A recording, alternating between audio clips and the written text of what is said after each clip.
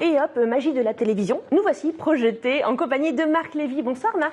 Bonsoir. Merci beaucoup d'être avec nous. Vous êtes en rencontre aujourd'hui à la boîte à livres pour votre dernier roman. Hop, je vous le montre, Une autre idée du bonheur. C'est chez Robert Laffont. Alors, Marc Lévy en chiffres, pour commencer quand même. 15 romans aujourd'hui, traduits en 49 langues, vendus à plus de 30 millions d'exemplaires. Ça commence à parler quand même. Quand on est une telle rockstar du livre, est-ce qu'on a toujours une... Bah si, quand même. Est-ce qu'on a toujours une appréhension à la sortie du nouvel opus? Ou est-ce qu'on se dit, bah tiens, j'ai quand même un public fidèle, ils seront là, et ça va, on est moins angoissé?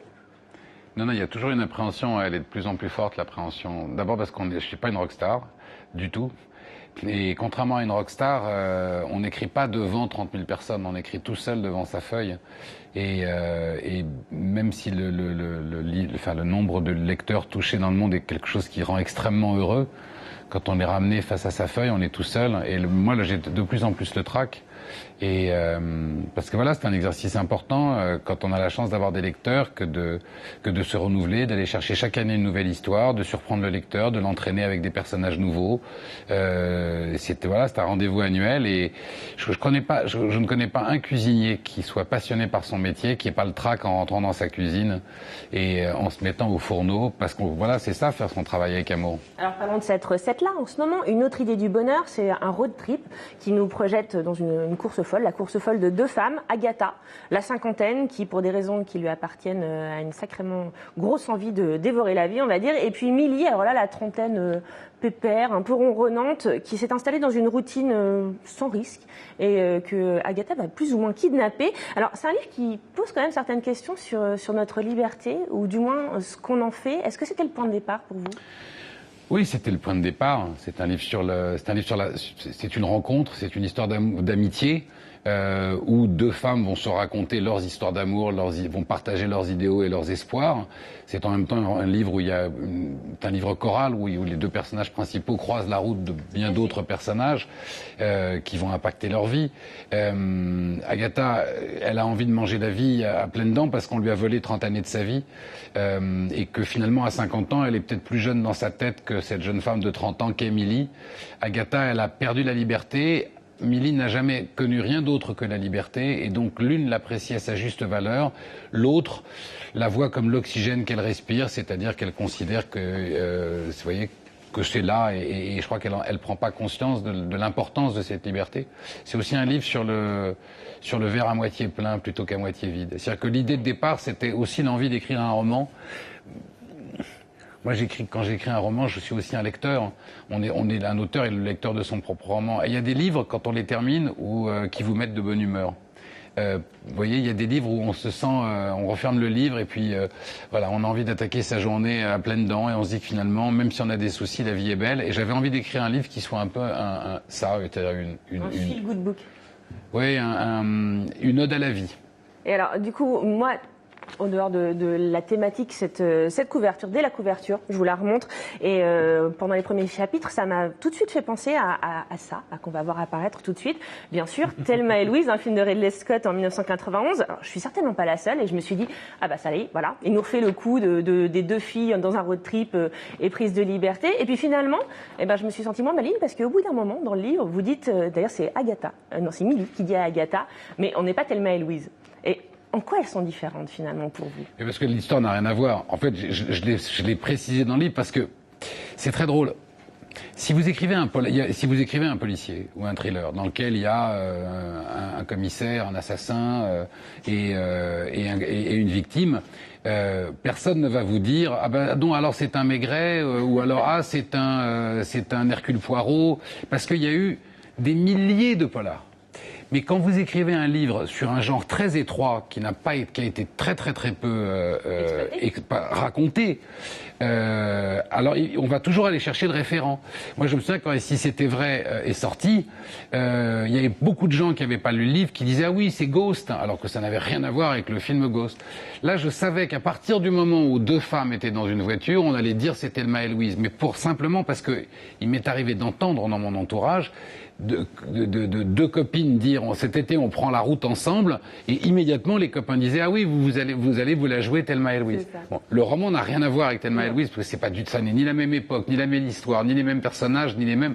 Mais comme je savais qu'il y aurait cette analogie immédiate. À un moment, justement, le personnage principal le dit en disant à l'autre, on n'est pas tellement Héloïse. Et voilà. il coupe sous le pied. Alors, ce qui est vraiment intéressant aussi dans ce livre, c'est ce décalage entre la façon dont la société d'il y a 30 ans, celle d'Agatha, réagissait, et où là, on allait se battre pour conquérir des espaces de liberté, ou pour les défendre, et puis cette espèce de fatalisme blasé, un peu ronronnant, dans lequel est enfermée, finalement, malgré elle, Milly. Et puis ça prend une résonance toute particulière à la lumière de l'actualité et de ce qui s'est passé hier soir avec des élections européennes où le Front National est passé à plus de presque 25%.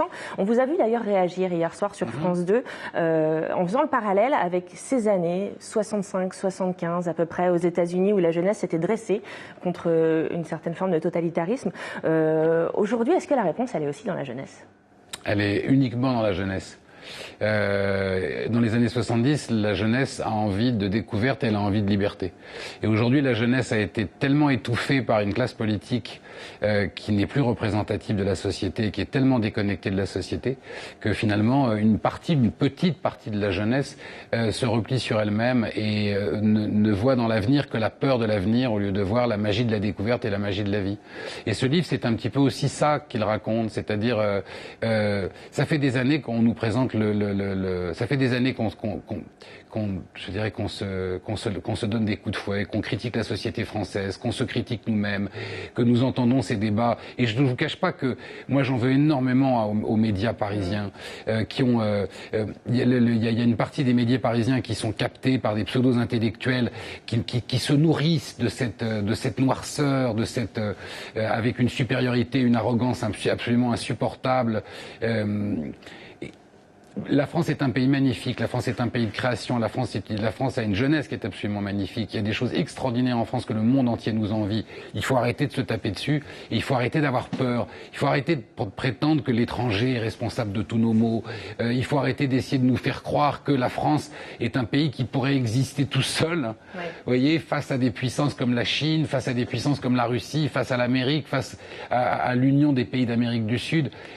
Mais voilà, comme je le disais hier, il faut avoir envie de manger, il faut avoir envie de bouffer l'avenir. La vie est courte, hein, il faut la vivre à plein poumon et surtout pas avec peur. Et c'est exactement ce que Agatha va raconter à Milly dans ce roman, c'est qu'elle va finalement, elle va libérer Milly de ses peurs pour lui donner envie d'eux. Et moi, c'est ce que j'ai toujours fait dans mes bouquins, c'est-à-dire que je me suis toujours intéressé à des personnages qui vous donnent envie d'être, envie d'eux, envie de vous dépasser, envie de ne pas avoir peur d'aimer, envie de ne pas avoir peur de vivre, envie de ne pas avoir peur de regarder l'autre et de regarder l'étranger en ayant peur de sa différence. Parce que si on s'intéresse à la différence de l'autre, alors au lieu d'avoir peur, on s'enrichit soi-même parce que votre propre différence se révèle. Voilà tout ce que raconte ce livre. C'est un grand cri d'amour. Allez, ben voilà, on va terminer avec une question fondamentale, Marc Lévy, puisqu'en préparant cette émission, comme tout le monde, j'ai tapé Marc Lévy dans Google Images, et puis il y a une vraie question qui s'est imposée à moi. Je vous laisse regarder. Qu'est-ce que c'est que ce tic de menton, Marc Lévy ? Eh bien, je vais vous dire, c'est très marrant parce que c'est une question que je me pose. Ça n'est pas du tout un tic de la personne qui est photographiée, c'est un tic de photographe. C'est-à-dire que la plupart des photographes, quand ils photographient un auteur, vous demandent de mettre la main sur le menton, comme si c'était un espèce de standard. Et ça me fait marrer parce qu'à chaque fois qu'on me le demande, je dis « Ah, c'est original, ça, comme façon de se faire photographier. » Mais il y a cette posture, vous voyez, où vous mettez votre main comme ça, et beaucoup de photographes vous le demandent. Je ne sais pas pourquoi. Une nouvelle. Faites un truc la prochaine fois. Je crois que c'est parce que, contrairement aux chanteurs, nous n'avons pas de micro et que les photographes veulent qu'on fasse un truc avec nos mains. Et ben voilà, merci beaucoup. C'est comme ça la prochaine fois. Moi, j'aimerais bien. Voilà, la prochaine fois, vous je fais comme ça. Spéciale dédicace à Télétour. Très bien. Merci beaucoup, en tout cas, Marc Lévy. Je vous rappelle qu'une autre idée du bonheur, c'est aux éditions du Seuil et que Marc Lévy est en ce moment même à la boîte à livres en rencontre. Merci beaucoup encore d'avoir été avec nous. Merci à vous. Et ben voilà. Et puis, nous, on va marquer une courte pause. On se retrouve juste après la pub. Ne bougez pas, ce sera aussi merveilleux que maintenant.